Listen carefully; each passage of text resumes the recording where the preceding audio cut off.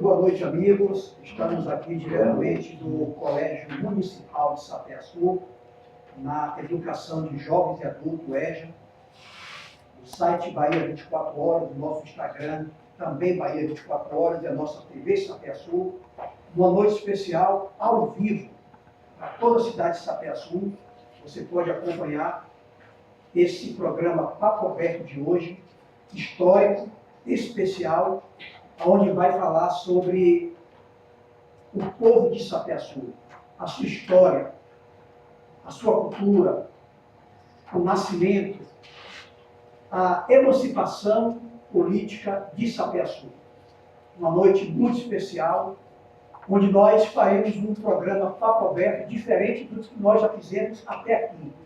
Hoje, 24 de abril, o Papo Aberto vai ser conduzido pelos alunos da Educação de Jovens e Adultos e a sua diretoria, a sua coordenação aqui do Colégio Municipal de Sapé-Açu. E quem vai estar junto com eles, respondendo às perguntas, às curiosidades que os alunos aqui têm, será nada mais do que a renomada professora, a eterna professora, como nós carinhosamente chamamos, escritora, que tem no seu currículo um projeto estupendo que foi escrever a verdadeira história de Sapé-Açu. Existe uma história de Sapé-Açu antes do livro Sapé-Açu, Nossa Terra, e existe uma Sapé-Açu depois do livro Sapé-Açu, Nossa Terra. Estamos falando da renomada diretora, escritora, historiadora, poeta, diretora e professora Edelzuíde Sodré Ramos da Cruz, que nós carinhosamente chamamos para ocupar o seu lugar aqui na frente junto conosco.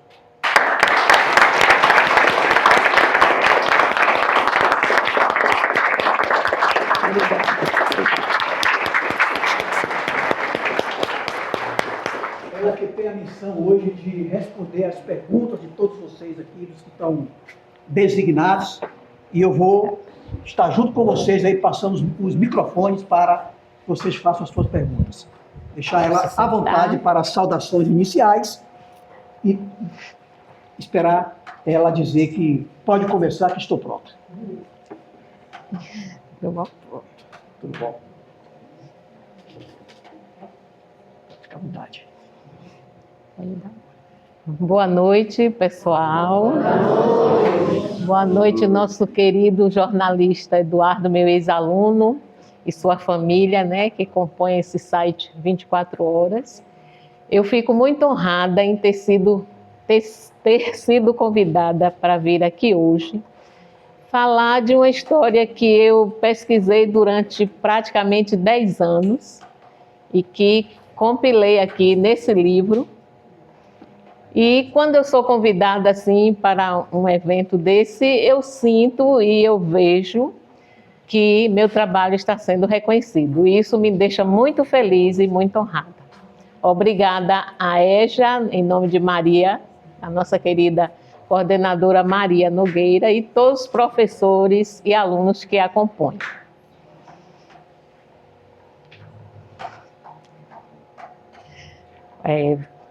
Muito bem, então vamos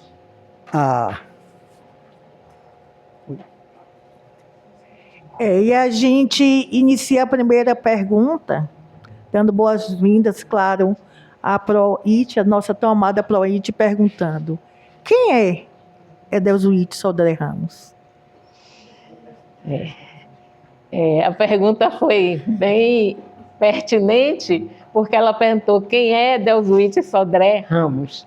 E realmente eu nasci Edelzuíde Sodré Ramos. E no ano de 1979 eu passei a ser Edelzuíde Sodré Ramos da Cruz. Ganhei mais um nome por conta de um casamento, né? Que a gente costumava ganhar o nome do marido. Hoje ganha se quiser, né? Mas eu sou Edelzuíde, hoje sou uma professora aposentada, mas sempre fui amante da literatura, apaixonada pela língua portuguesa. E durante os 39 anos que eu ensinei língua portuguesa, eu fiz tudo para que meus alunos também se apaixonassem por ela e criassem o hábito da leitura.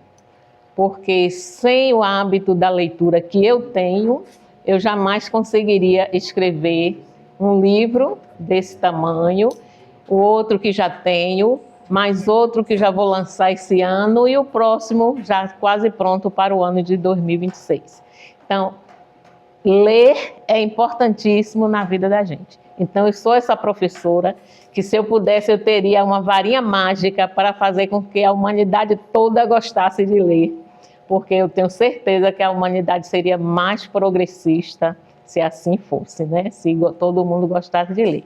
Então, eu sou a professora que trabalhei 39 anos com língua portuguesa, fui diretora de um colégio por 14 anos, hoje estou aposentada, mas eu sei que aposentar não é parar a vida e ficar em casa esperando a morte chegar.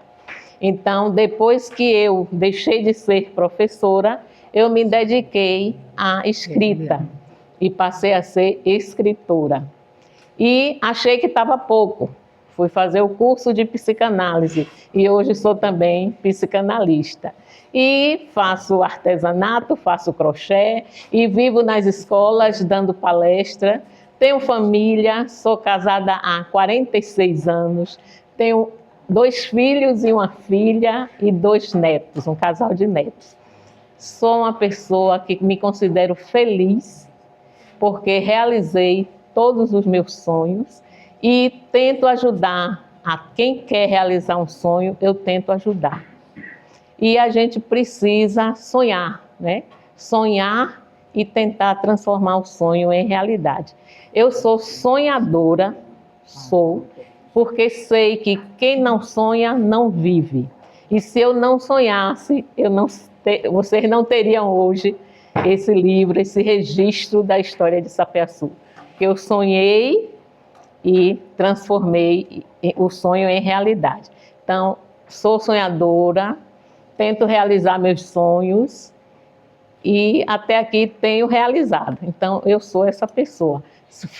Me aposentei, quer dizer, saí da escola, mas a escola nunca saiu de mim, porque eu estou nas escolas o ano inteiro para o que me chamarem, para jurada de gincana, jurada de projetos, palestrante, roda de conversa, o que me chamarem numa escola, eu estou lá, porque eu sou ainda apaixonada pela educação, eu tenho ainda esperança de que a educação é quem move e quem modifica o mundo. Então, eu sou essa pessoa.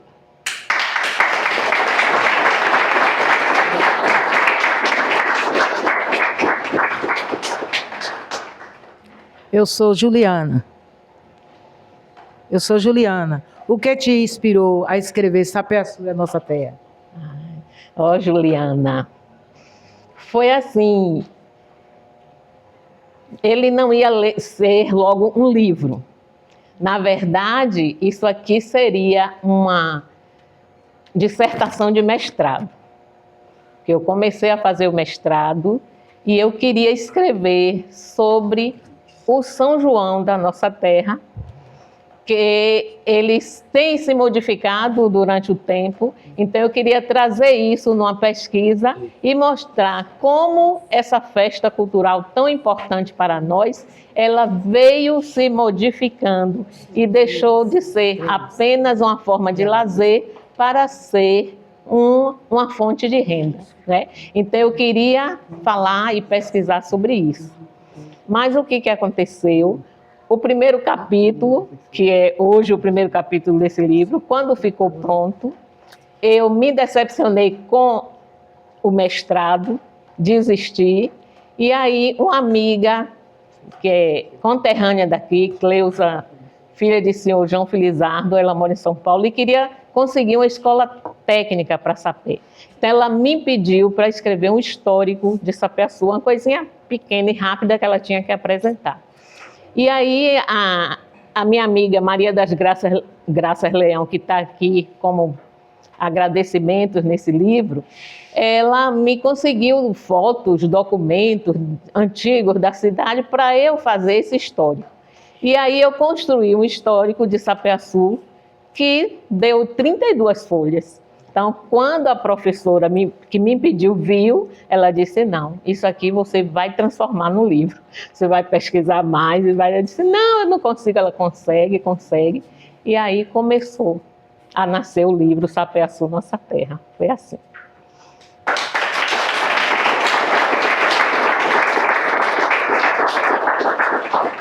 Boa noite, meu nome é Meire. Eu gostaria de saber, Proite, que a página 61 do livro, a senhora fala que as terras que formam o município de Sapeaçu eram habitadas pelos índios. Quais eram esses índios? Como viviam? O que acontecia com eles? Certo. Isso já foi comprovado mesmo, que essas terras do Recôncavo eram habitadas por índios. E a gente sabe porque a história do Brasil conta que quando o Brasil foi descoberto, quem aqui moravam? Os indígenas, né? Os povos, hoje são chamados de povos originários. Então, é certo que aqui também tinha índios. E quem eram esses índios? Eram os chamados cariris e os chamados sabujais. Quem eram esses índios? Eles eram subgrupos da tribo dos Tupinambás, que é uma tribo muito grande, muito conhecida, que habita uma grande parte do Amazonas, né? Então, esse subgrupo deles moravam nessa região toda aqui, cariris e sabujais. Mas isso, quando o Brasil foi descoberto, até os anos de 1600 e alguma coisa, viu? Eles não ficaram aqui para sempre, ou não ficaram aqui quando o Sapé foi fundado, já não tinha mais esses índios aqui. E eles eram os índios normais, como todos os outros, né? Viviam da caça, da pesca, faziam seus utensílios de barro para utilizar, andavam nus, apenas com a tanguinha. E tinha um detalhe desses índios que a gente não sabia. Eles eram canibais. O que é um índio canibal? É um índio que mata o ser humano e come, assado na fogueira. Então, esses índios que moravam aqui eram dessa tribo de canibais. Mas eles foram expulsos daqui porque houve muita guerra nos anos de 1600 entre portugueses, que eram os europeus, entre todos os europeus que vieram para aqui com esses índios. E eles também guerrearam muito, mataram muitos portugueses aqui nessa região, incendiaram muitas casas, plantações, mataram muitos gados que os portugueses já criavam aqui. Mas eles perderam a guerra. Por quê? Porque os portugueses vinham com armas de fogo e os índios não conheciam arma de fogo. Eles tinham o quê? A flecha.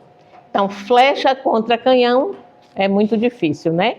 E aí eles perderam a guerra e fugiram, como conta os documentos, fugiram para a região que hoje é chamada de Jequiriçá, que lá tinha uma grande floresta e eles foram morar lá para dentro.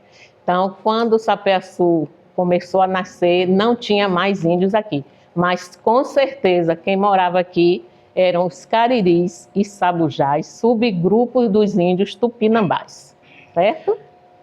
Muito bem.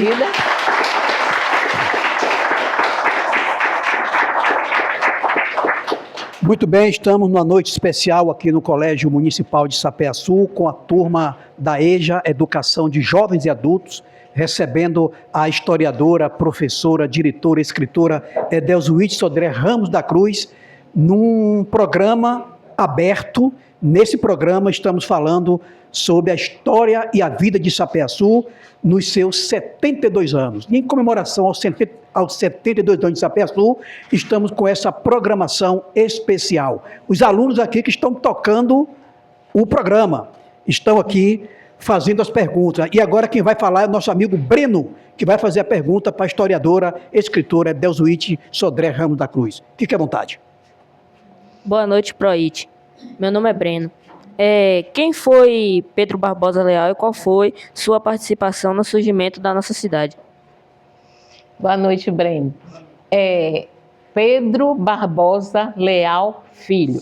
Existiam dois, Pedro Barbosa Leal, que era o pai, e Pedro Barbosa Leal Filho. Logicamente, o filho do Pedro Barbosa. Antes de te responder a pergunta, eu quero dizer o meu ponto de vista sobre esse nome, Pedro Barbosa Leal, que eu acho que ele é muito esquecido por nós. Ele é o responsável por Sapé-Açu existir hoje. Então, eu acho que as escolas, mesmo que seja de ano em ano, deviam estudar mais a vida de Pedro Barbosa, falar muito mais nele, para que todos os moradores de Sapé-Açu tenham essa referência dele, né? Façam essa homenagem a ele uma vez por ano, porque ele é o nosso fundador, ele é o criador da nossa cidade. Então, quem foi Pedro Barbosa Leal?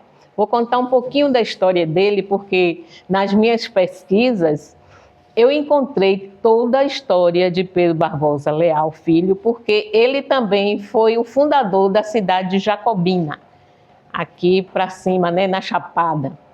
Então, ele lá descobriu muito ouro, abriu muitas estradas. Jacobina não é Chapada, gente? Quem estuda, quem ensina geografia. Né? Então, Pedro Barbosa Leal Filho também é o fundador. E lá ele é muito reverenciado. Pedro Barbosa lá é muito falado, é muito conhecido o nome, claro, e a vida dele. E eu acho que nós esquecemos um pouco dele, né? Muita gente ouve de ano em ano, mas depois até esquece o nome. Então, vou começar um pouquinho sobre ele.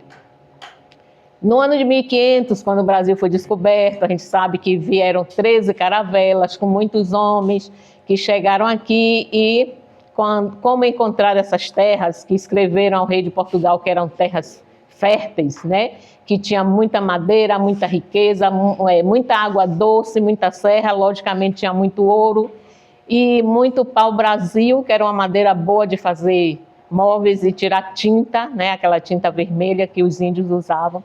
Então, eles foram ordenados a ficarem aqui para colonizar essa terra. Colonizar é o quê? Construir casas, fazer residências, criar população, criar cidades.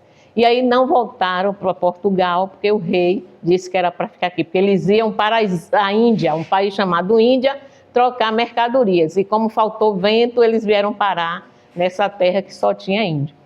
Mas aí o rei de Portugal, Dom Manuel, continuou mandando navios, expedições. Naquele tempo eram chamadas de caravelas, né? Que é o barco à vela. Mandou vir mais homens, mais mulheres, muitos mais homens para ajudar a colonizar, que era uma terra muito grande. Numa dessas embarcações que veio cheia de gente para colonizar o Brasil, eles aportaram em Cachoeira, que já tinha algumas casinhas por lá, já era um pequeno povoado. Como Cachoeira, o rio Paraguaçu se encontra com o mar, não é? Então, quando veio no Oceano Atlântico, aquele mar que a gente toma banho na praia, né? Foi de lá que eles vieram. E aí aportaram em Cachoeira, já no rio Paraguaçu. E ali desceram os homens, fixaram residência em Cachoeira. E um dos homens que estava dentro dessa embarcação se chamava Pedro Barbosa Leal, que veio diretamente de Portugal com a incumbência de colonizar o Brasil, de fundar povoados, né? E Pedro Barbosa Leal começou a fazer isso, criou alguns povoados aí para o lado de Cachoeira e tal. Mas aí ele se casou com uma moça de Cachoeira e tiveram um filho homem. E aí ele deu o nome de Pedro Barbosa Leal Filho. É costume, né? O pai dá nome ao seu nome ao filho, né? E o Pedro foi crescendo e tal, e vendo o pai trabalhando naquilo, criando gado, plantando cana-de-açúcar, construindo uma casa aqui, outra ali, Pedro também seguiu o trabalho do pai. O pai ficou velho, não foi mais, morreu, né? não podia mais trabalhar e ficou doente e morreu. E Pedro, filho, tomou conta do trabalho do pai, continuou desbravando matas e criando povoados. E quando ele veio para o lado de cá, não tinha de Cruz das Almas, já tinha um povoadinho em Cruz das Almas, mas para cá não tinha. Aí essa terra toda entre Almeida, Castro Alves e Embira estava despovoada, não tinha dono. Ele demarcou e marcou como a fazenda dele, que tinha o limite na Embira, Conceição do Almeida e Castro Alves. Olha que fazenda grande, né? E aí ele construiu a sede da fazenda dele, uma casa grande com muitas janelas, muitas portas, dependências para empregados e tal. Como aqui, no meio dessa floresta toda que tinha aqui, nós tínhamos aqui a Mata Atlântica. Por que Mata Atlântica? Porque é perto do Oceano Atlântico, né? Então, entre as árvores tinha um capim muito grande, diz que era grandão mesmo. Então, eles cortavam pela raiz, botavam para secar e cobria casas, que naquele tempo ninguém tinha inventado ainda a telha. E as casas eram cobertas de capim, de palha. E na região aqui tinha o capim-sapé. Ó, presta atenção no nome, né? Capim-sapé. O que é que lembra vocês? Sapé-açu. Pois é. Então, Pedro Barbosa Leal Filho construiu a fazenda dele e cobriu de capim-sapé. E aí ele botou o nome qual? Fazenda Sapé Grande. Sapé Grande por causa do capim, que era capim-sapé grandão, né? E aí ele construiu essa fazenda grande ali, segundo as minhas pesquisas, foi ali no Genipapo, logo depois da ladeira do Genipapo, que atravessa a pista, naquele plano ali, era a fazenda Sapé Grande. Não tinha estrada ainda, não tinha represa, não tinha nada daquilo, né? Era só mato e capim. E aí ele andou pelo lado de cá, já pensando onde eu vou criar meu povoado. E aí encontrou ali aquele plano da Praça da Matriz. E ali ele demarcou alguns lotes de terra, deu aos colonos dele, os empregados que eram chamados de colonos, e mandou que construíssem suas casas. E eles construíram assim, de uma forma redondinha, né, em semicírculo, todas cobertas de capim-sapé, onde exatamente é a Praça da Matriz. E aí Pedro Barbosa Leal tinha um afilhado que estava estudando para ser padre, e aí pensou em construir no centro dessas casinhas ali, onde ficou aquela roda ali no meio, uma capela. O que é a capela? Uma igreja pequenininha. E aí ele mandou buscar uma imagem de Nossa Senhora da Conceição em Portugal e colocou ali naquela capela, onde hoje é exatamente essa igreja aqui, né, que é chamada Igreja Matriz, porque foi a primeira igreja da cidade. E aí colocou lá, e ele batizou o nome de Capela de Nossa Senhora da Conceição do Sapé, por causa da fazenda Sapé Grande. E o padre se formou, o nome era Vitorino, e veio e celebrou sua primeira missa ali. Então, o primeiro padre que celebrou no nosso povoado foi o padre Vitorino, afilhado de Pedro Barbosa Leal. Então, Pedro foi o fundador efetivo, fundador mesmo de Sapé, através de sua fazenda Sapé Grande, que foi crescendo e virou um povoado de Nossa Senhora da Conceição do Sapé. Muito bem, muitas pessoas aqui se manifestando, né? Muito bem, muitas pessoas aqui se manifestando aqui na transmissão ao vivo. Uma diz aqui, professora querida, um outro diz aqui, parabéns, professora, esse livro de fato resume a nossa história. Silva Maia dizendo, parabéns, professora. Nalva Artesanato está dizendo, o livro é fonte de informações e a PRO também. Um outro dizendo aqui, minha professora, Ite a Cultura, e tive o privilégio de, deixa eu ver aqui, o privilégio de ouvir sua palestra na Escola Maria dos Anjos Coelho, na localidade Tapera de Léo. E também Sara Rodrigues. Quem foi o primeiro prefeito de Sapé? Tua pergunta lá de fora, depois vai ser Depois eu a respondo, jovem aqui. né? Tá bom. Daqui a pouco eu lhe respondo, Sara. Mas se quiser responder ela, pode ficar à vontade primeiro. Pode? Pode. Não, o primeiro prefeito de Sapé-Açu, Sapé, né? Não, quando teve o primeiro prefeito não era mais Sapé, já era Sapé-Açu. Foi o senhor Orlando Floriano Souza. Eu gosto de dizer porque as pessoas pensam que é coisa lá do passado, que a gente não tem nem como saber se é verdade ou não, mas é. Sabe por quê? Além de contar nos documentos de Cruz das Almas, tem ainda um filho dele que mora aqui. O senhor Orlando, filho, que o apelido é Gagá, mora aqui no Parque das Mangueiras, né? Então é filho do primeiro prefeito de Sapé. Seu Gagá. Eu sei quem é. Então, ele está aí vivo para provar que o pai dele foi o primeiro prefeito, né? Se alguém não acreditar. Pronto.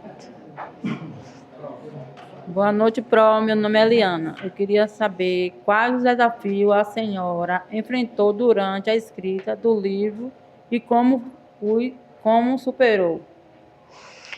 Essa pergunta é muito importante, porque eu quero dizer a vocês que para escrever um livro desse, além de requerer paz de espírito, requer também muita concentração, requer muita pesquisa, muita comprovação, porque isso aqui não é história de ficção. História de ficção é aquela história inventada, que você escreve e a pessoa tem que aceitar, né? Porque foi você que criou. Mas isso aqui não, eu tive que ter muito cuidado para não ter falsas notícias aqui.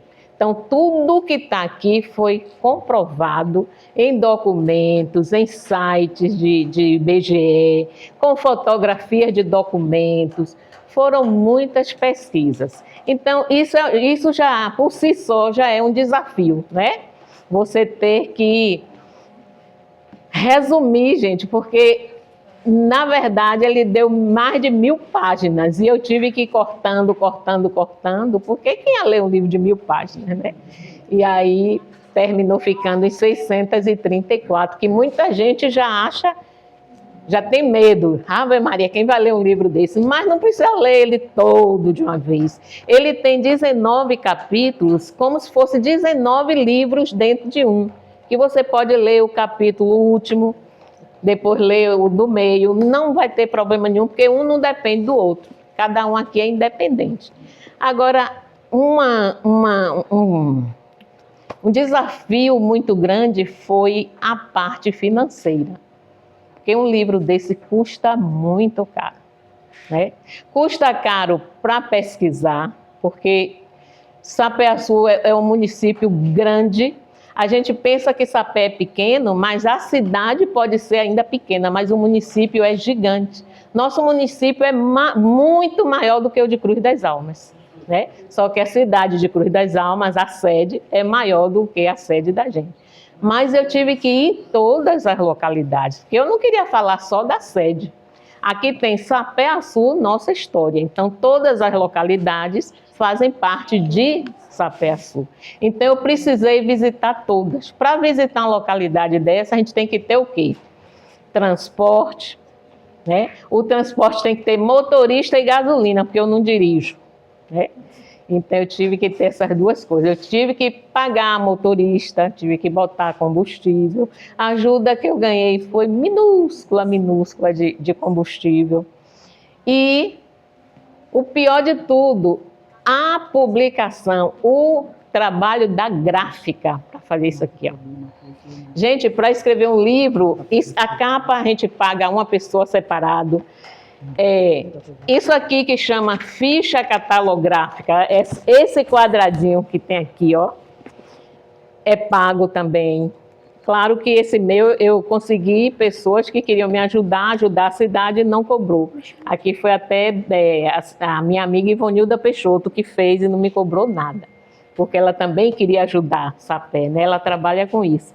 Mas Se não tiver um amigo, vai pagar. Aqui tem o ISBN. Vocês sabem o que é o ISBN de um livro? É o CPF do livro. A gente tem que registrar ele na Câmara Brasileira de Livros, para a Câmara gerar um número que é individual para cada livro, igual o nosso CPF.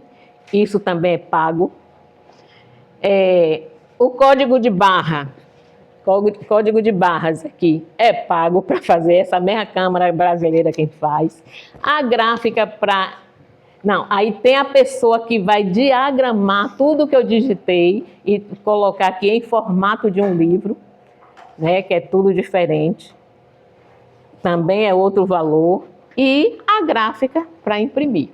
Então, foi um custo muito grande que eu escrevi ele e disse, agora, gente, eu não vou poder publicar, porque não tivemos patrocínio e ele ia ficar sem publicar. Aí minha família e alguns amigos se juntaram para um movimento para eu publicar o livro, já que ele já estava pronto, né? Fizeram bazar, fizeram caruru beneficente, rifas, foi um bocado de coisa. Livro de ouro, e aí eu consegui levar para a gráfica. E o que faltou eu fui vendendo e cobrindo, né? Fui vendendo e cobrindo. Então, o desafio, quem me perguntou foi ela, é esse. É você não achar um patrocinador, né? Ou patrocinadores, e você ter que arcar com tudo sozinho. E, além do desafio emocional, porque para pesquisar esse livro eu me emocionei demais. E tinha horas que o desafio era tão grande de sair pesquisando em tantos lugares que eu pensava em desistir. Ele ficou guardado lá há alguns anos, porque eu desisti mesmo. Depois, minha filha disse assim, eu vou dar um prazo à senhora. A senhora vai terminar esse livro no próximo ano, que eu vou lhe dar esse prazo. E aí, eu fiz. Mas, gente, se eu disser a vocês, porque Sapé, ele... Quantos anos nós vamos fazer? Domingo? 72. Para vocês, 72 anos para uma cidade, são muitos anos ou poucos anos? Uma cidade com 72 anos é nova ou velha? Uma cidade com 72 anos é um bebê, né? Porque ela ainda vai progredir muito, ela ainda vai crescer muito. Mas só que a nossa cidade, ela foi crescendo muito lentamente. Do ano 1732, que Pedro Barbosa Leal Filho construiu a fazenda Sapé Grande, até o ano de 1953, se vocês fizerem as contas aí, se eu não me engano, são 232 anos. Né? Ela tem 72 anos de emancipada. Ela saiu, deixou de ser vila e passou a ser município. Mas ela já nasceu há mais de 200 anos. Né? Então, eu tive que pesquisar muita coisa, porque eu queria botar no livro desde que era uma fazenda. Porque Sapé-Açu não foi criada como a cidade de Brasília, que foi desenhada por um arquiteto, foi toda planejada e mandada construir. Sapé nasceu como as outras cidades nascem, de uma casa, de um povoado, de um arraial, né? E aí vai crescendo. Então, eu tive que ir em Salvador, no Arquivo Público. Posso continuar? Pode, fique à vontade. Tive que ir em Salvador, no Arquivo Público. De lá, depois de lá, eu tive que ir em Cachoeira, eu vou explicar a vocês por quê. Tive que ir a São Félix, a Cruz das Almas e depois no arquivo aqui na Câmara, em Sapé-Açu. Por que isso? Porque eu fui a Salvador primeiro, porque quando a fazenda foi construída, quando o povoado surgiu, essa região aqui era administrada, pertencia à Vila de Cachoeira, que tinha o nome de Vila de Nossa Senhora do Porto de Cachoeira.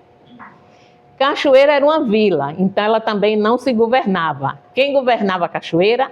A Capitania de Salvador, que hoje é chamada de Cidade do Salvador. Então, eu tive que ir a Salvador porque nós nascemos, Sapé nasceu pertencente a Salvador. Então, quem nasceu no povoado de Sapé-Açu, nasceu salvadorense ou soteropolitano. Depois fui à Cachoeira. Por que Cachoeira? Porque Cachoeira cresceu, deixou de ser vila, passou a ser município e ficou com Sapé. Sapé já era arraial de Nossa Senhora da Conceição do Sapé. Lá em Cachoeira, achei muita coisa no arquivo público. Outras coisas não achei porque foram danificadas, já estão numa caixa de vidro, ninguém pode tocar. Mas o que eu pude folhear e escrever, eu consegui. Então, quem nascia no arraial de Nossa Senhora da Conceição do Sapé, não era mais soteropolitano, já era agora cachoeirano, né? Aí o que acontece? São Félix cresceu, deixou de ser vila de Cachoeira, passou a ser município e ficou com Sapé. Ficou com o arraial de Nossa Senhora da Conceição do Sapé, ficou com Cruz das Almas, Mangabeira e por aí vai. E aí nós agora pertencíamos a quem? A São Félix. Quem nascia a partir daquela data, aqui no livro tem todas as datas, viu?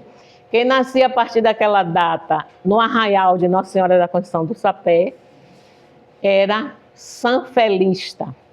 E tudo aqui era resolvido em São Félix. Lá já tinha banco, tinha fábrica de charuto, tinha fábrica de tecido. O povo daqui todo ia resolver coisas lá, no cartório e tudo.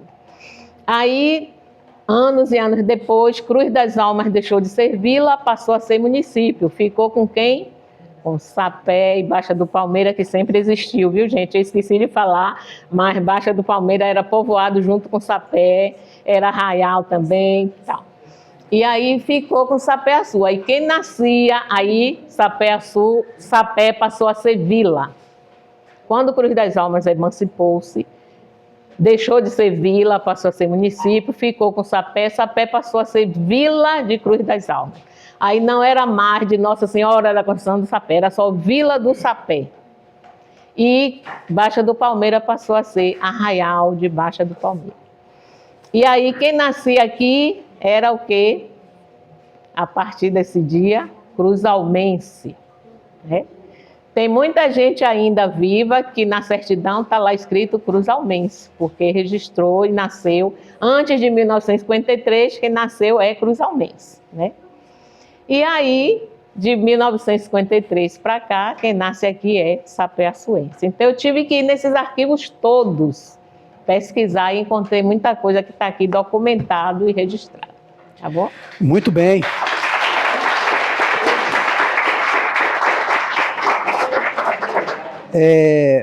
Paloma Patti está dizendo aqui, excelente aula de história. Lilica Sodré, parabéns, mana.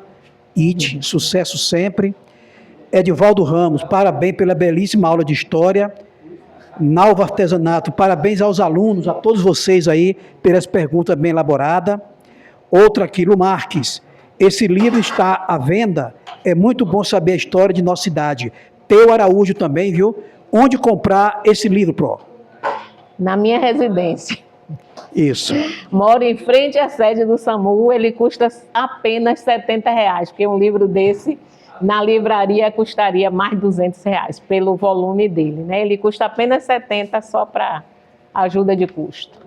Muito bem, vamos agora ao nosso amigo Francisco, né, fazer a próxima pergunta. Como? Antônio Roberto.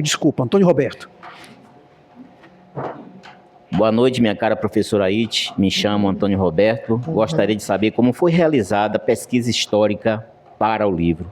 Quais fontes foram mais valiosas? Boa noite, meu querido aluno. Como eu acabei até de dizer, né? Eu visitei os arquivos públicos das cidades às quais a Vila de Sapé pertenceu. É uma pesquisa assim muito demorada, viu? E muito delicada. Em primeiro lugar, a gente não pode fotografar nada, nem xerocar. Tudo tem que ser... Fotografar só documentos, mas xerocar nada. Então, tudo que eu precisava, que estava lá escrito, eu tinha que copiar no meu caderno. Aí tinha um documento, eles permitiam que fotografasse. Eu tive que usar luvas de hospital, né, dessas luvas, porque não pode ter contato com aqueles livros, porque já foram tombados pelo patrimônio público, pelo IFAM. E aí, gastei muitas luvas, viu? Porque a luva que você ia num dia, no outro não servia mais, né? Porque já foi contaminado. E aí, muitas luvas, tinha os horários, né, que podia estar lá, tal. Mas os livros são, assim, maravilhosos, os livros dos arquivos. Eles têm as atas de sessões de vereadores. Então, tudo que se decidiam sobre Sapé estava lá escrito. Então, a pesquisa foi boa por isso. Mas pesquisei também sites, como aqui é o segundo capítulo, que são os dados do município, o IBGE me ajudou muito, né? Porque eu tive que pesquisar lá. Tem um amigo chamado Jurandir Velame que me indicou muitos sites de Biblioteca Nacional e tal. Eu pude pesquisar e achar. A Arquidiocese de Salvador foi um lugar importante que eu pesquisei também. Inclusive, eu achei lá demarcando Cruz das Almas até a localidade que era coberta de árvore chamada cedro. Olha que maravilha, né? Então, onde é o cedro? Era ali, né? Onde hoje é o cedro, só tinha árvore chamada cedro, que é aquela madeira forte, né, que serve para fazer móveis e tal. E na Arquidiocese dizia da Embira até o cedro, os cedros, falava assim, né? Então, ali tudo pertencia a Sapé. Então, foram documentos muito importantes. Me emocionei muito pesquisando, né? Eu queria contar aqui a história da colônia. Por que aquela localidade se chama colônia? É interessante, muito interessante. Aqui tem, né? Tem aqui no livro. Porque colônia quer dizer um pedaço de terra que os escravos ganhavam quando eram libertos. Os patrões mais conscientes seguiam o modelo dos Estados Unidos, que os Estados Unidos, quando libertavam seus escravos, os fazendeiros doavam aqueles escravos, como se fosse uma indenização, uma colônia de terra, uma mula e uma quantidade em dinheiro, para eles começarem a vida. Então, alguns fazendeiros de Cachoeira seguiram o exemplo do presidente dos Estados Unidos, se eu não me engano, Abraham Lincoln. E aí, alguns escravos deles, quando foram libertos, eles deram uma colônia de terra, fazendeiro de Cachoeira, tá? Uma colônia de terra, uma mula e uma quantidade em dinheiro. E aí, esses escravos vieram para ali, onde hoje se chama colônia, e ali construíram sua casinha e começaram a cultivar. Aí perguntavam, onde é que você mora? Na colônia, quer dizer, a colônia que o meu patrão me deu, entendeu? E daí virou o nome de colônia. Isso é assim, cada história é muito bonita que precisa fazer parte da vida da gente. Aí por que história? Por quê? Por que saber história? O que é história? História é algo que já passou, não é isso? Por que é importante a história? Porque um povo sem história é um povo sem identidade, né? Como é que a gente mora em Sapé-Açu e não sabe por que o nome é Sapé-Açu, não sabe como foi que começou, quando foi que isso começou, por que é Água Branca, por que é Cedro, por que é Colônia, por que é Baixa do Palmeiro? Tem que saber tudo isso, porque é a identidade da gente, né? Então, a nossa história, a nossa identidade já começa a partir do nome da gente. Por que nós temos esse nome? Por que meu nome é esse? De onde ele veio? Quem colocou? Por que colocou? Né? Quem é minha família? Quem eram meus avós? Eles trabalhavam em quê? Moravam aonde? Quem é minha cidade? Né? Outro dia eu assisti a um vídeo de uma TV aí de Santo Antônio, que foi lá me entrevistar, mas eu nem sabia que ele já tinha entrevistado outras pessoas. Quando mandou o vídeo para mim que eu assisti, eu fiquei arrasada. Porque todas as pessoas que eles perguntaram antes, por que Sapé-Açu? Qual a origem desse nome? Ninguém soube responder. E eu já tinha publicado meu livro.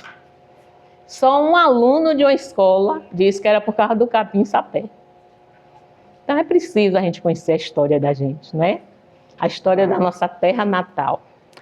Muito bem. As palmas aí para a professora Aite, né? Celi Maia está assistindo ao vivo aqui, parabenizando a professora pela excelência na sua condução. Nalva está dizendo aqui, ó, foi maravilhoso, fizemos um ano de bazar aqui em Salvador. Tem gente de Salvador assistindo. Né? Tem novidade também aqui, ó. Ano de passado, foi mesmo. Joyce Marques, O Orgulho para Sapé-Açu, livro maravilhoso. Pequena Liz, é de fato um privilégio ter alguém tão especial contando a história de nosso povo. Gratidão, Proamada. Também tem um aqui interessante, gente. Olha, vocês estão todos famosos, viu? Sabe por quê? Natanael, sabe onde é que ele está? Vou dizer daqui a pouco. Sou filho de Sapé, estou morando em Portugal, muito feliz pela belíssima aula de história sobre minha amada cidade de Sapé-Açu. Obrigada.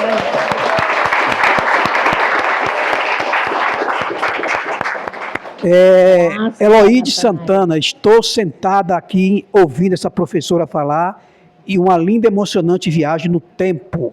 Muito bem, vamos ao nosso amigo agora, Odaí, né? Que vai fazer a próxima pergunta aqui.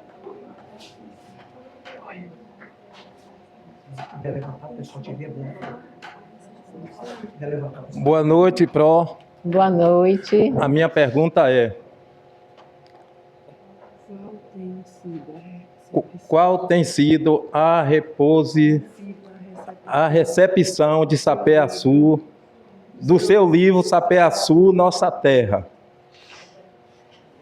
A repercussão? Recepção. Bem, no ano que eu lancei ele, eu fiquei um pouco decepcionada, não vou negar, porque eu achei que eu venderia todos eles naquele ano, foi 2019. Mas também eu vi que teve uma pandemia aí pelo meio, né? E que a gente parou tudo. Mas o que eu vejo do ano passado para cá é uma grande aceitação desse livro e eu estou muito feliz, porque eu estou vendo o meu trabalho reconhecido. No ano passado eu já visitei muitas escolas fazendo palestras e foi trabalhado o meu livro. Eu vi a foto de muitos alunos lendo e pesquisando e as pessoas mandavam para mim. Então eu já estava ficando assim, já animada. E esse ano foi bem melhor mesmo. Então eu estou vendo que foi a pandemia mesmo que neutralizou a gente, né? E que agora a gente está aí livre para conhecer esse livro, conhecer esse trabalho. E eu tenho certeza que ele vai ajudar todas as gerações futuras. Porque eu me lembro que quando eu era professora, todo ano no aniversário da cidade era essa agonia. A gente não tinha fonte de pesquisa. A gente não sabia praticamente nada de Sapé e nem tinha onde pesquisar.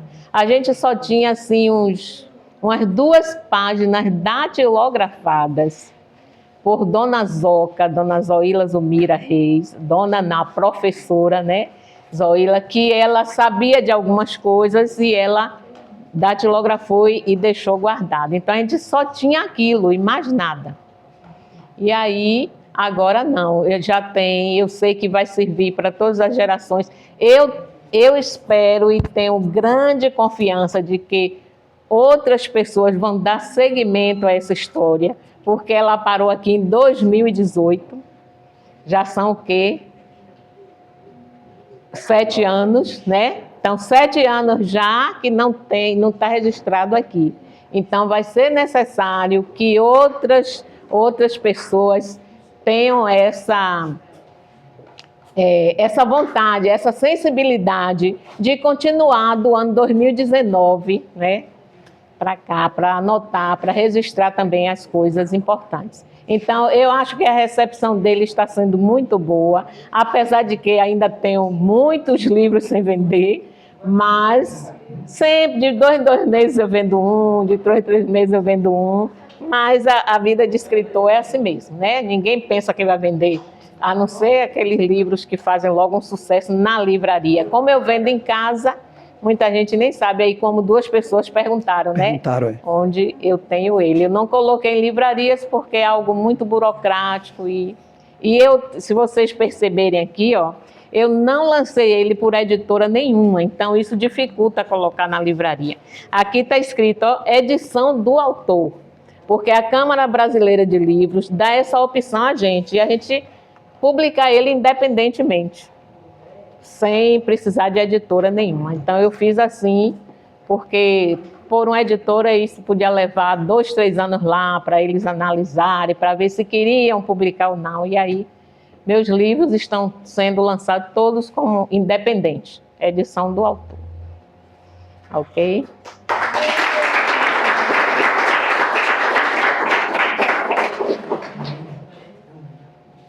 Boa noite, Proite. Boa noite. Eu me chamo Rosineide. Proite, existem eventos ou figuras históricas que merecem destaque? Muito. Boa noite, querida. Muitas figuras históricas. É outra sugestão que eu dou. Além de Pedro Barbosa Leal Filho, que deve ser estudado mais, falado mais nas escolas, os mentores da emancipação também. Se não fossem aqueles homens heróicos, corajosos, aquela equipe com algumas mulheres, 2 mulheres pelo meio, a gente não seria hoje uma cidade, porque foi muito difícil Sapé-Açu se emancipar, muito, muito mesmo. Aqui eu conto todos os detalhes da emancipação. E se não fosse a persistência daqueles homens encabeçados por seu João Oliveira Peixoto, Manuel Afonso da Silva, Cleómenes Andrade, aí com a ajuda de Dr. Rafael Jambeiro, de alguns outros deputados, como Joel Presídio. Então, tem o nome de todos aqui, ó. Eu vou até dar uma olhadinha bem rapidinho, porque são muitos nomes e a gente não pode esquecer. E dentre eles, uma mulher que era além do seu tempo, Dona Zoca, conhecida como Dona Zoca. Professora Zoila Zumira Reis. Ela foi uma mulher adiante do seu tempo, porque ela se envolvia para fazer as coisas também. Ela fez parte da equipe da emancipação, ela ia para Salvador junto com aqueles homens todos. E se eu contar a vocês, era muito difícil. Teve 2 momentos que se lutou pela emancipação de Sapé. Em 1947, que foi a primeira turma, mas São Félix não aceitou, a gente pertencia a São Félix ainda. A primeira vez a gente pertencia a São Félix não aceitou, e eu encontrei lá nos livros escrito, São Félix não aceitou a emancipação. Eles faziam o quê? Não eram eles que iam emancipar Sapé, era o governador, né? Mas eles faziam o quê? Boicotavam, né? O termo que está lá não é esse, mas é nesse sentido. Eles interditavam o pedido, eles pediam alguém para engavetar lá, sabe? Aquela pessoa influente que eles tinham. Por quê? Porque Baixa do Palmeira, que era o povoado da vila de Sapé, era muito rico, sustentava a economia de São Félix, né, com a criação de gado. Dizem que o coronel Januário Velame, que era o grande pecuarista de Baixa do Palmeira, abatia um boi por dia, né, para sustentar esses povoados todos aqui. E depois veio o beneficiamento de fumo, muitos armazéns foram construídos aqui, embaixo do Palmeira, começou com Baixa do Palmeira, então São Félix não queria perder essa economia que sustentava eles, então interditaram o pedido de emancipação. Depois, Cruz das Almas também tentou interditar a vida toda, tanto é que em 1953 foi criada a Lei de Emancipação, e Cruz das Almas não reconheceu essa lei, simplesmente ignorou. Precisou os vereadores que moravam aqui e que iam para... Eram de lá, porque a Câmara de Vereadores era lá, a sede era lá, mas eles moravam aqui. Um deles foi Orlando José Muti, que é o pai do conhecido Zé Buião, né, o pai dele. Foi um vereador muito influente aqui. E quem foi o outro? Tinham 2. E cadê o outro aqui? José Ribeiro Machado. Então eles, junto com Manuel Afonso, Manuel Martins, Marcionílio, o pai de Dona Zoca, José Quintiliano, tal, foram lutar para que Cruz das Almas aceitasse que Sapé já era município, porque eles continuavam criando projetos para calçar um pedacinho de rua, para construir uma escola, para botar um pedacinho de energia, fingindo que não sabiam da lei. E a lei foi apresentada na Câmara. Precisou, sabe o quê? Isso eu encontrei nos arquivos de Cruz das Almas mesmo, nas atas que eu li lá. Precisou o deputado orientar que Sapé fizesse um abaixo-assinado, colhesse a maior quantidade de assinatura que eles pudessem, e eles enviaram ao STF, Supremo Tribunal Federal.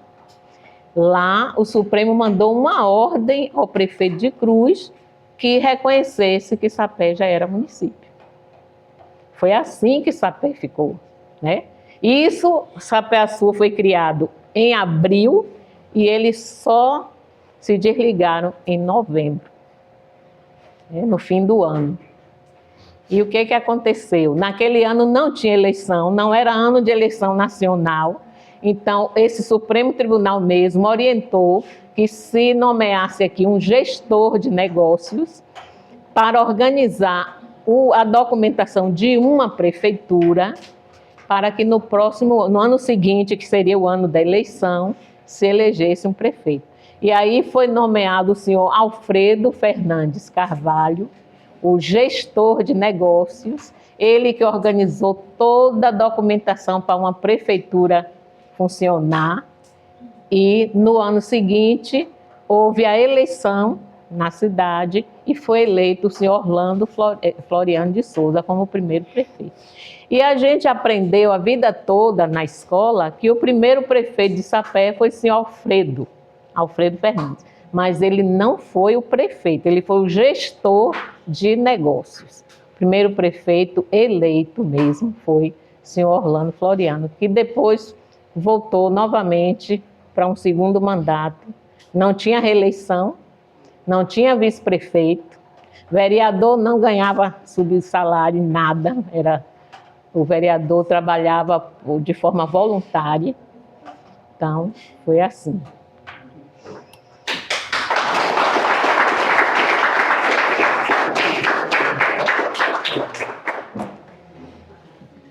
Saudar a ProIT com boa noite, as Boa pessoas aqui noite. presentes, os ouvintes do site Bahia 24 Horas. E a senhora falando, ProIT, a gente tendo a oportunidade de contemplar falas belíssimas a respeito do nosso município, da nossa cidade. Eu fiquei intrigado e gostaria de fazer 2 perguntas. A primeira foi, quantos exemplares a senhora fez impressão nesse primeiro momento? Me deu para perceber que a senhora teve assim um momento triste, né, por conta da pandemia. Em 2019 não alcançou o que a senhora imaginava na época. E aí me surgiu essa curiosidade de quantos exemplares foram impressos e quantos exemplares ainda tem até hoje, porque eu tenho certeza que depois desse momento de hoje, não só as pessoas que estão aqui presentes, mas as pessoas que estão acompanhando o site também, eu também já me interessei pelo livro, vou dar uma passadinha lá para adquirir. Coisa boa. Então eu tenho certeza que as pessoas vão se interessar por essa obra de arte, porque esse livro realmente é uma obra de arte. Todas as pessoas que amam Sapé-Açu, que moram em Sapé-Açu e que gostam de história, que gostam de cultura, que gostam de leitura, tenho certeza que vão se deliciar com o seu livro. Bem, olha, observem bem meu raciocínio. Qual foi? Sapé-Açu tem hoje em torno de, no censo diz 18 mil e tantas pessoas, né? Mas eu acredito que está em torno de 20 mil pessoas no município todo. Aí eu imaginei, 20 mil pessoas não são 20 mil famílias, claro, né? Tem pessoas que têm 5 filhos, 3 filhos, 4 filhos. Aí eu fiz por baixo, por baixo, por baixo. Não é possível que no município de 18, 19 mil pessoas não tenha 5 mil famílias. Eu acho que tem, né? 5 mil famílias. Aí eu disse, vou botar por baixo 5 mil famílias no município, que eu acredito que tenha mais. Aí eu disse, eu vou fazer 1000 livros, porque não é possível que 1000 famílias não comprem meu livro. E aí mandei fazer 1000 exemplares. Mas tem quantos anos? 7 anos, né? 8 anos. 8 anos eu tenho ainda mais de 300 livros sem vender. Então, por isso que eu digo que eu fiquei meio desapontada, porque eu achei que 1.000 ia ser assim, rapidinho para vender, porque eu achei que cada família ia se interessar por um livro desse, sabe? E achei também que o poder público ia adquirir uma quantidade boa para poder distribuir nas escolas, né? E aí eu me desapontei com isso tudo, mas também não me aborreci. Eu sei que um dia eu vou terminar de vender ele e, quem sabe, fazer até uma nova tiragem, né, se a procura for, certo? Mas eu ainda tenho mais de 300 livros. E doei muitos também, doei muitos, porque teve instituições que me mereceram um livro, né? Então eu doei. Pessoas que me ajudaram muito, eu doei. E até hoje ainda dou o livro, certo? Mas ainda tenho muitos lá. Obrigada pela pergunta.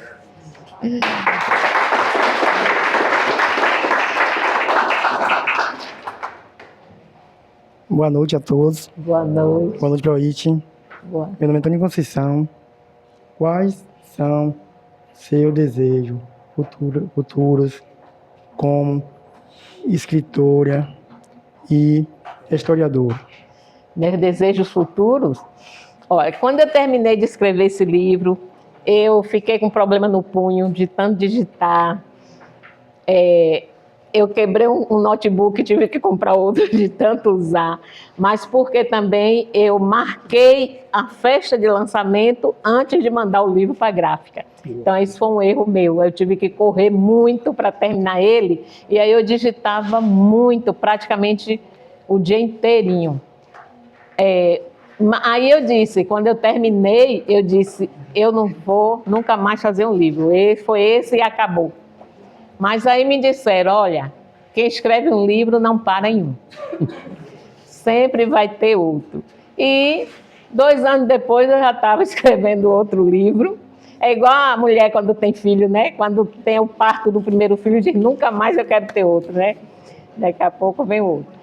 E meu sonho futuro é esse, é escrever mais livros. Já lancei o outro, que é infantil, que falo sobre o meio ambiente e a vida dos sapos, que todo mundo tem medo, todo mundo joga pedra, joga sal, joga quiboa e termina matando muitos sapos. Mas os sapos são animais importantíssimos para o equilíbrio do nosso ecossistema quando eles destroem os insetos. Eles se alimentam dos insetos mais terríveis para a gente, como o mosquito da dengue, a larva do mosquito da dengue, escorpião, grilo, gafanhoto, todos esses insetos que podem prejudicar a nossa vida ou as plantações, ele se alimenta. Então, ele faz esse equilíbrio aí no ecossistema. E o próximo, que já está pronto, só falta a ilustração, é sobre a educação para o trânsito. O quarto, que também já está quase pronto, é sobre a importância do diálogo na família que alguém se descobre LGBT, para evitar suicídios, para evitar que pais expulsem seus filhos de casa por conta de algo que é uma disfunção sexual que já nasce com a pessoa. Então, eu penso assim, em escrever livros que tenham temas que ajudem a humanidade, certo? Eu não quero escrever livro de ficção simplesmente por inventar uma história. Pode ser até de ficção, mas que seja baseada num problema que a humanidade esteja vivendo, entendeu? Todos os meus livros serão assim, eu pretendo escrever cada ano um, até o dia que Deus consentir.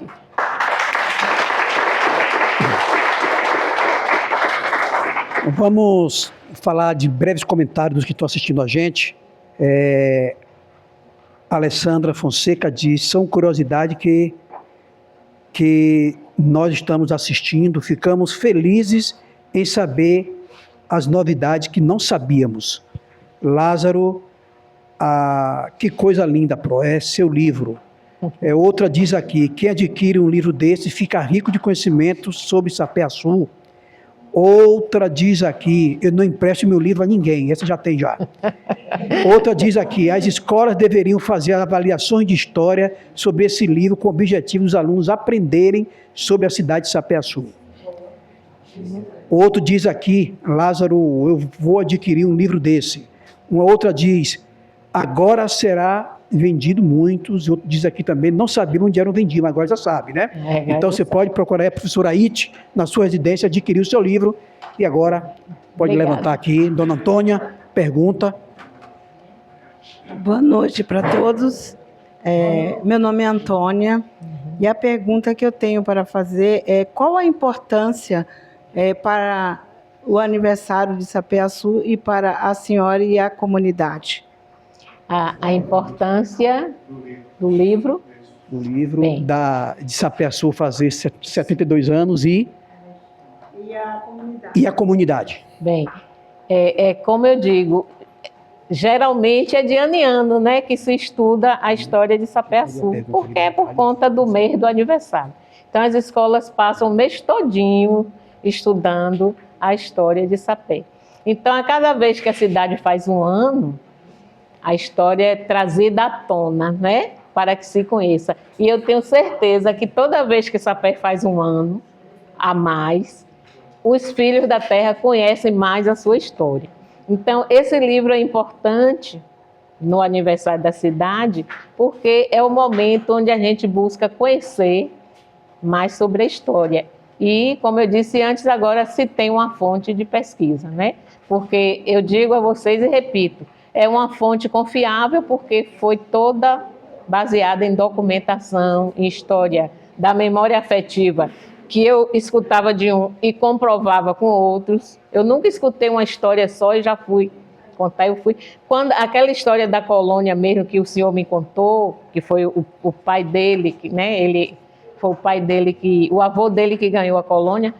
Ele disse que foi baseado nos Estados Unidos. Eu fui para a pesquisa dos Estados Unidos, quando foi que libertaram os escravos, o que eles... E estava lá exatamente como ele me contou, né? Que dava a colônia de terra, que tal.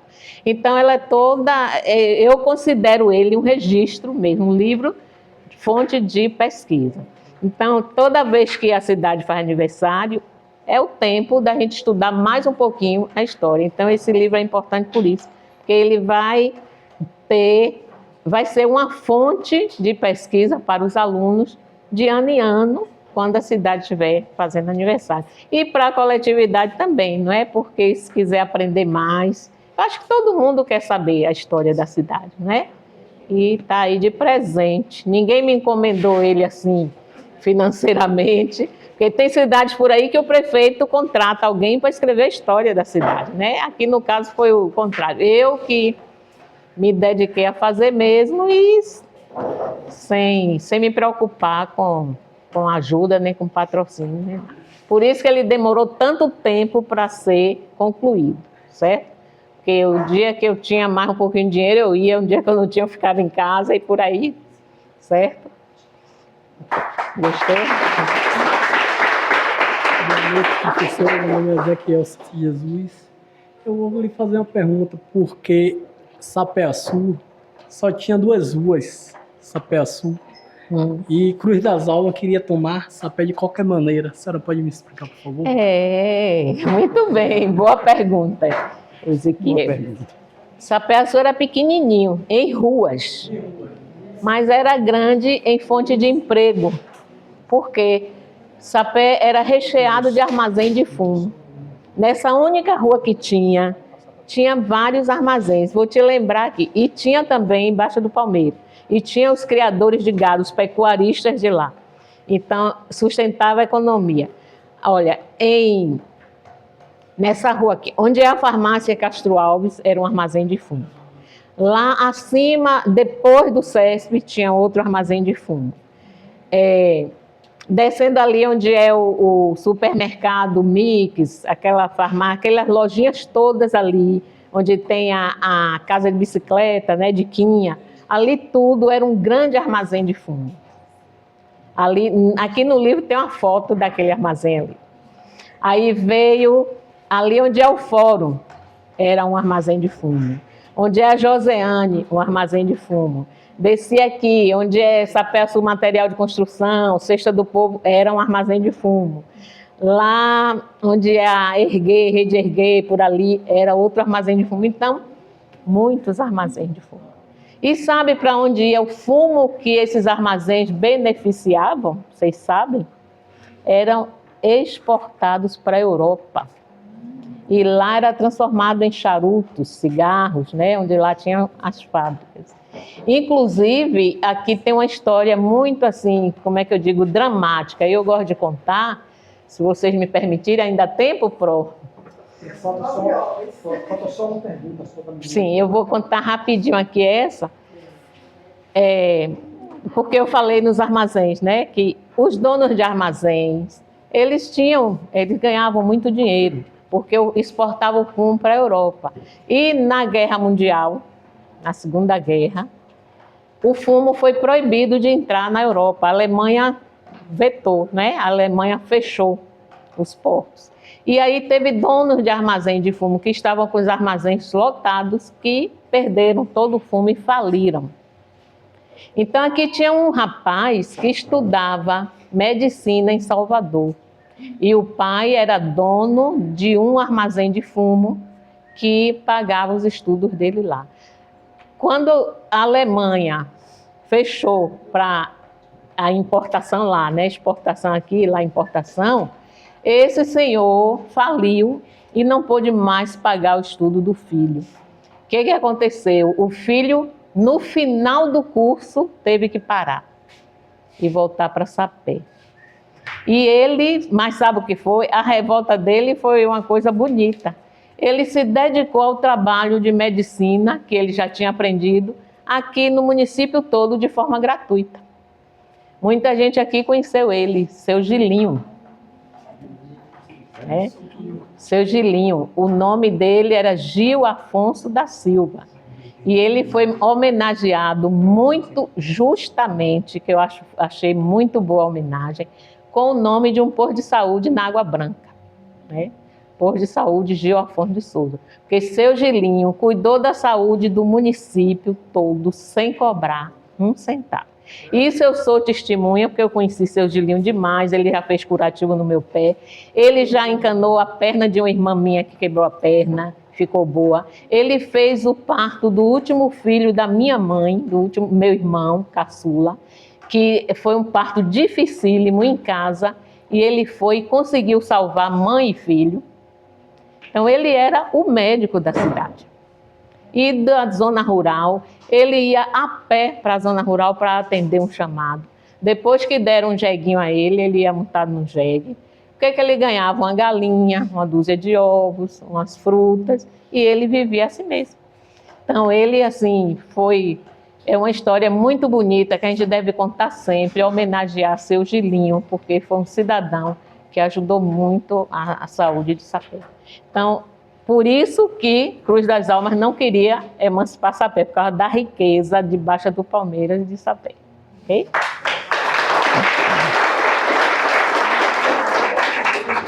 Vamos aqui aos últimos comentários aqui. Lidian Cirqueira, os moradores de Sapé-Açu em geral precisam ouvir essas histórias. Iraildes, parabéns, Pro, Deus lhe abençoe. Também o pessoal do EJA, parabéns, Ite. Pro Ite, como sempre, maravilhosa. Foi Bruninho Passo que está mandando aqui um alô. Lidian também parabenizando. E também mais o último aqui, ficaria a noite toda ouvindo tudo isso e olha que li o livro. Muito bem. Também ficaria a noite inteira. Cada leitura no livro, cada história ouvida dá mais orgulho de Sapé. Aqui nós concluímos. A última pergunta, Niele, né? Boa noite, Pro. Eu gostaria de saber de que maneira a senhora acredita que o conhecimento da história local pode ter impactado na comunidade e como isso influencia as próximas gerações. Como a leitura do livro, porque dizem assim, que é conhecendo o passado que se melhora o presente e o futuro, né? E é uma coisa real mesmo. Quando a gente conhece o passado como ele foi, a gente pode melhorar o futuro, né? Então, cada vez que se conhece os detalhes da história de Sapé, a gente pode, como filho da cidade, ajudar que a cidade tenha um futuro mais próspero, né? Então, é preciso saber como ela nasceu, como ela cresceu, de que vivia, o que tem agora, para que a gente possa ajudar no futuro. Então, a leitura da história de Sapé, o conhecimento da história, é importantíssimo para que todos nós possamos ter como exemplo esses heróicos que lutaram pela emancipação, que não foi fácil. Por quê? Nem só porque São Félix ou Cruz das Almas não queriam emancipação, não. É porque era dispendioso ir para Salvador, não tinha ônibus, não tinha transporte direto, tinha que pegar um transporte, dormir em Cachoeira, para de manhã cedo pegar o vapor, que é o navio, para ir para Salvador. E era uma dificuldade. E eles iam, não tinham dinheiro, faziam vaquinha aqui com os comerciantes e tal, e iam para Salvador. Muita gente dizia, esses são os bobos, nunca vão conseguir nada e ficam gastando dinheiro, mas eles persistiam. Então, quando a gente conhece essa história, a gente pega como modelo, como exemplo, essa persistência em lutar por aquilo que a gente quer para a nossa cidade. Então, eu acho que é importante conhecer, principalmente o terceiro capítulo, que fala da emancipação, de como foi difícil, de como eles batalharam e nunca desistiram, para que eles sirvam de modelo, de exemplo para a gente. Tá bom?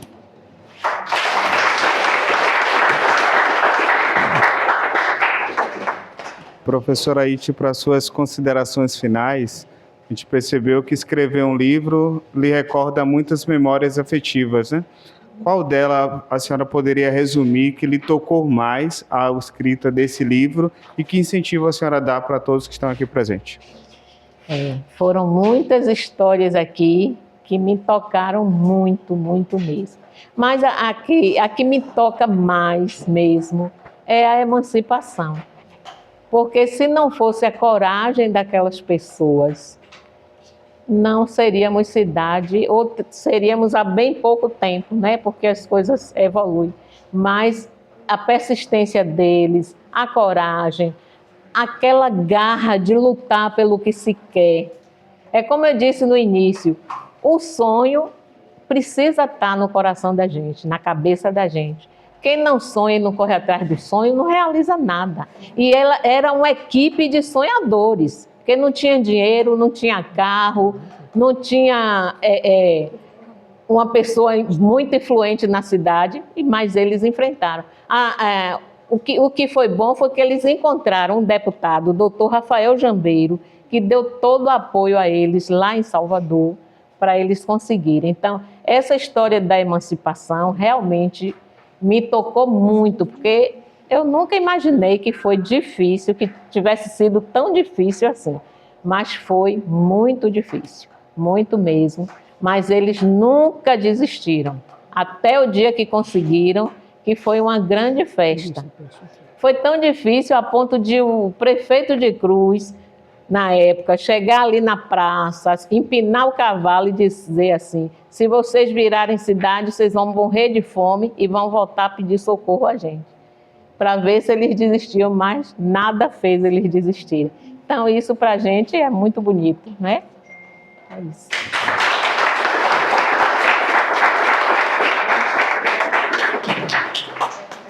A nossa conexão no Instagram caiu um pouquinho aqui, mas na íntegra, quem quiser assistir toda no YouTube, no nosso canal TV Sapeaçu, vai estar tudo lá e vai ficar também no Instagram 95% do que foi produzido aqui hoje.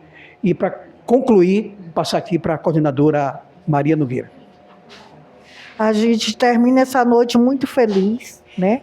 Com um sentimento de gratidão, gratidão pela presença, pelo aprendizado, pela linda aula de história. Eu já tive a oportunidade de ver outras vezes. Estou lendo o livro, não terminei ainda, né? Não vou mentir. Mas a cada lida, a cada caminhada, né, pelas páginas do livro, a gente percebe uma coisa: o sentimento de pertencimento. É nosso. Fala de nossa cidade, nosso Sapeaçu. Então, tudo que é nosso vale a pena ler e viver. Então, o sentimento de gratidão é assim, imensurável. Certamente a gente lê um livro dessa magnitude, faz a gente caminhar por lugares que a gente nunca teve. Vivenciar lembranças só nossas. Então, só uma mulher, né, com esse amor, com essa compreensão, de fato, uma professora, consegue fazer, né, com essa excelência um livro desse. Fica aqui a nossa gratidão. A EJA continua e sempre estará de portas abertas. Muito obrigada, Eduardo. Obrigada pela cobertura. Obrigada por ter escolhido a EJA do Heraldo Tinoco para fazer essa transmissão. Certo? Muito obrigada a cada um de vocês, meus professores, meus amados alunos, pela paciência. Foi um dia chuvoso, né? Eu achei até que vocês não viriam, mas vocês estão aqui hoje. Significa que as páginas de leitura de um livro nos ajudam a perceber a importância de ler, entender, compreender realmente a história de um povo. Obrigada por vocês estarem aqui. Obrigada mais uma vez.